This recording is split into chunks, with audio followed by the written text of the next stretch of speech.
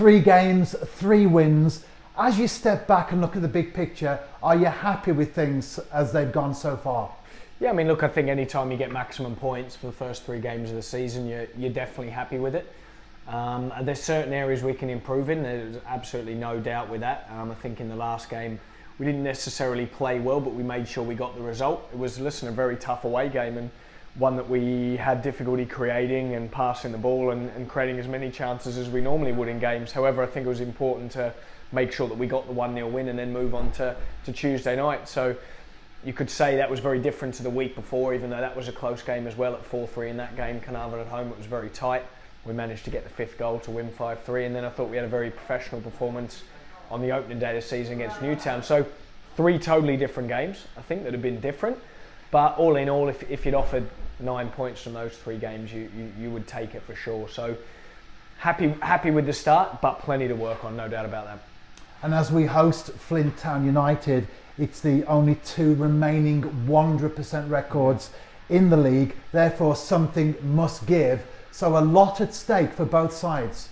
Yeah, I mean, look, it's still very early in the season. We're very much focused on what we're doing. Not really looking at anyone else, apart from obviously when we play the teams and we do our prep work for them, of course. But I think it's another game for us and another game that we want to win. We want to win every game at home. There's no doubt about that. So we'll be turning up and on the front foot, nice and positive, nice and aggressive to try and win the game and get the 3 points. And as well as the 3 from 3 for Flint Town United, they've also scored 10 in the process, the same as the New Saints, but they've only conceded once. Has their start surprised you this season? Well, yeah, I mean, I think that they've been, from what I've seen of them watching back their games and the research that we've done, they're very well organised. I think they've added well in the market in the summer, do you know what I mean, and added some good players in there. I think obviously Wildy going there, someone who TNS people and staff and fans and everyone know really well. I think he's a great signing for them, and he's shown that by the goals he's scored so far. I think they're really well organised. They play 4 diamond 2 really well, very effective with it, very good from set plays, very well organised. So I've been impressed with their start, the way they've been, their structure and their balance of their team, the way they've played, how competitive they are, but then also the style that they're playing too. So yeah, we've been impressed with them, and I think it's going to all makes for a good game Tuesday, that's for sure. And although it's early in the season, of course, the added incentive for that game for both sides is that if there is a winner, it's an opportunity to create a small gap at the top of the table.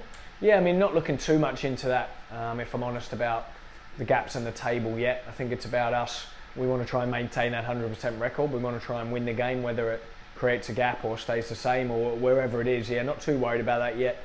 Whereas, if I'm honest, I think probably after sort of 6 to 8 games, maybe you get a bit more of a feel for the table and where it's at. But for us, I think we've had a good start in terms of points wise, and we want to carry that on and if we can maintain that unbeaten record. And with 3 games in the space of a week, will that affect your team selection?